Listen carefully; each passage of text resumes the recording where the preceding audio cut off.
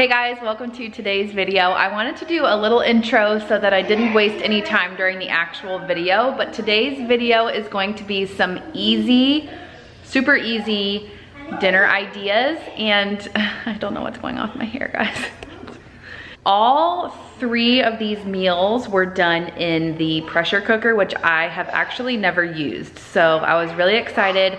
I got this new recipe book. I was right here, but it's not anymore. And a lot of recipes are either in the air fryer, which we have, and then the pressure cooker. And we've had the pressure cooker for a while. Chris used it once, and then we just put it up in this tall cabinet up here because it's kind of big. And we've just never used it again. So I will say I loved using the pressure cooker. I was a little bit scared at first, and I did mess up one of the dishes that you'll see. It's actually a little bit funny, you'll see, but then I made it the next day and corrected what I did wrong, and I'll show you guys everything so that you can learn from my mistake.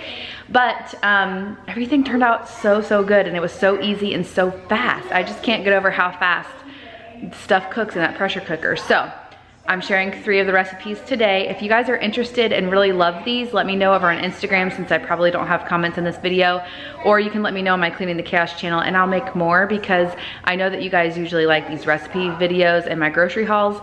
So I'm always cooking, so I can always just bring out the camera and show you guys some other recipes if you're interested. So let's get started with our first recipe. Okay, so for our first recipe, this is steak strips with mushroom and balsamic glaze. So good. For this recipe, you need 1 pound of sirloin steak strips. I just stripped my own steaks. You need salt and pepper and extra virgin olive oil. You need about 8 ounces of white mushrooms, 5 cloves of minced garlic, 2 tablespoons of soy sauce, a tablespoon of balsamic vinegar, about a teaspoon of orange juice, and a teaspoon of salted butter. You also need a half a teaspoon of Dijon mustard and 1.5 teaspoons of flour, and then whatever you want to put your steak on. And I did mashed potatoes, so I just needed 3 potatoes for my mashed potato recipe, as well as some butter and some sour cream, or however you like to make your mashed potatoes. So to make my mashed potatoes, I just like to peel my potatoes. You don't have to peel your potatoes if you like skin in your mashed potatoes, but I don't. And then I just quarter it or just cut it up. The smaller you cut it, the quicker the potatoes will cook. And then you just boil the potatoes in salted water until they are mashable.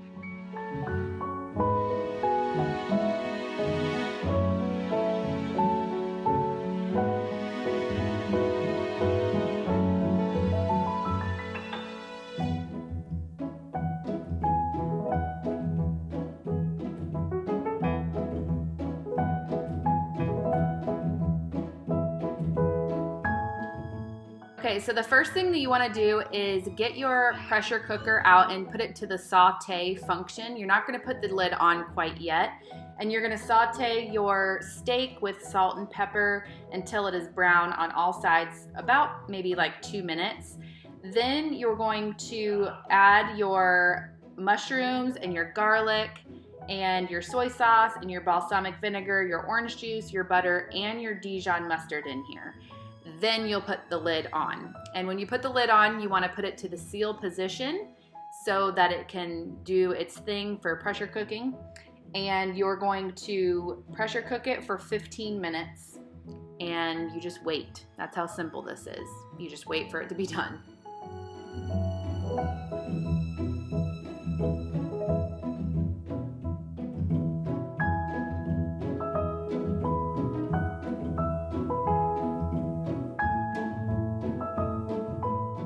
While that's cooking, your potatoes should be done, so you just drain the water from the potatoes and you use a masher or a fork or whatever you have. You mash up the potatoes really good.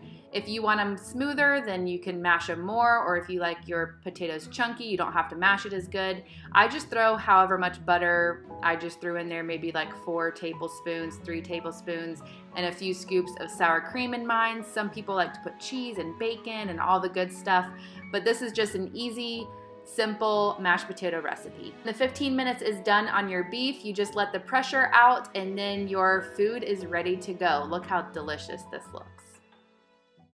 This is a shredded chicken taco recipe. It is so good, but first you have to make your guacamole before I tell you the other ingredients. For this guacamole, you need 3 avocados, 1 lime, a half a teaspoon of ground cumin, a half a teaspoon of salt, a half a teaspoon of cayenne pepper, a half of a yellow onion diced, 1 large Roma tomato diced, 1 jalapeno finely diced, and 2 tablespoons of cilantro. And basically you just put your avocado in a bowl, you mash it up a little bit, and then you add all of those ingredients that I just said and stir it up. And it is delicious. It is the best guacamole. So you can eat this with chips or whatever you want to eat it with, but this is really good on the taco recipe I'm about to share with you guys. And with the lime juice in there, it lasts about a day before it goes brown and bad. So we did have it for leftovers as well, which was extra special.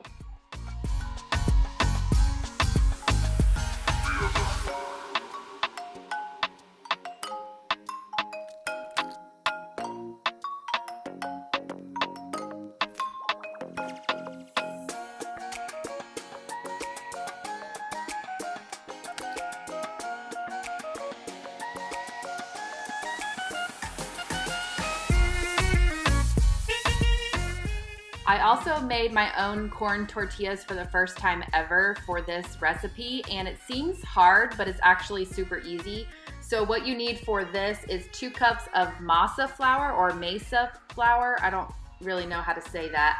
And 1.5 cups of water, a 1/3 cup of avocado oil, and a half a teaspoon of salt. You just mix all of that together and it makes a really good like Play-Doh dough kind of form. I heated my griddle up to 350. If you don't have a griddle, you could probably do this on the stove as well. And then I rolled the dough into 12 equal sections. We did not need 12 corn tortillas, so next time I do this, I might cut the recipe in half, so there's only 6. So just depending on how much you need, that can help you out a little bit. But about 12 balls will make this recipe. When your griddle is ready, you're gonna take the parchment paper and you're gonna take one of the balls and you're going to put parchment paper on top and on bottom and roll it with a rolling pin. Then you're going to peel off the top portion of the parchment paper and then kind of slap it onto the griddle and then peel it off that way. That way you're not using your hands and it can stay super flat if it needs to be. I rolled it out into about 1/4 of an inch, so if that gives you an idea of how big it needs to be.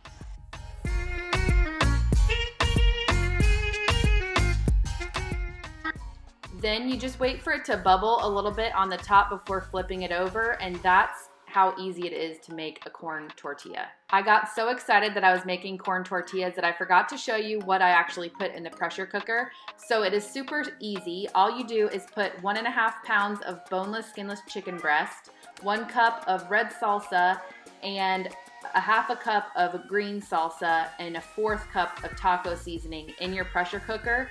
You put the lid on in the seal position and you cook it for 12 minutes. And when it's done, you let the seal out or the pressure out, and then you just shred your chicken, and that is it. So to assemble your taco, you just put down your corn tortilla, you put down your guacamole, you can put a little bit of lettuce or whatever you want, and then the chicken on top, and that is your taco. Look how good that looks. It turned out amazing. So the last thing I made was this Korean beef. For this recipe, you need 1 pound of beef tips, or again, you can just cut your own meat however you want. You need some salt and pepper and some olive oil. You need a 1/4 cup of beef or vegetable broth, 5 cloves of minced garlic, 1 teaspoon of grated ginger, 2 tablespoons of soy sauce, 1 tablespoon of honey, a 1/4 teaspoon of crushed red pepper flakes, 1/4 cup of finely chopped green onions, a tablespoon of sesame seed, and some basmati rice. So you're gonna cook your rice however your rice package says to cook it, and that is ready to go whenever you are ready.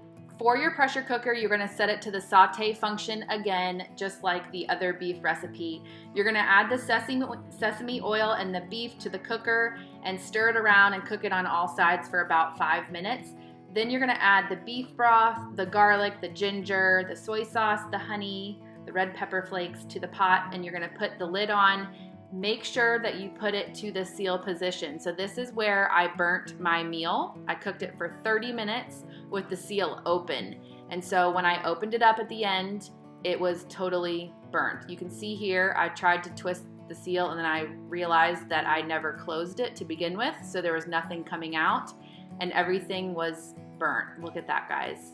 It was non-edible and it was disgusting. So I made the recipe all over again the next day and look how good it looks. And then you just put it on top of your basmati rice. You put some sesame seeds on top and your green onions and it is delicious. Okay guys, what did you think? I hope that you enjoyed this video and got some good ideas. How did you like my burned beef? That was interesting. I've never burned a meal before and I burned a meal. So what did we have that night instead? We just like looked in the freezer to see what we had and we just ate like cereal and like put some stuff in the air fryer. So anyways, it happens. It's never happened to me before, but it did during this video. At first I was like, I'm just gonna make it tomorrow and then just show the final product because obviously I did everything right at the beginning, but then I was like, no, I need to show them that we make mistakes too. So I hope that you guys enjoyed seeing that. But anyways, I hope that you enjoyed this video. If you did, give it a thumbs up. Don't forget to subscribe and we'll see you in our next one. Bye guys.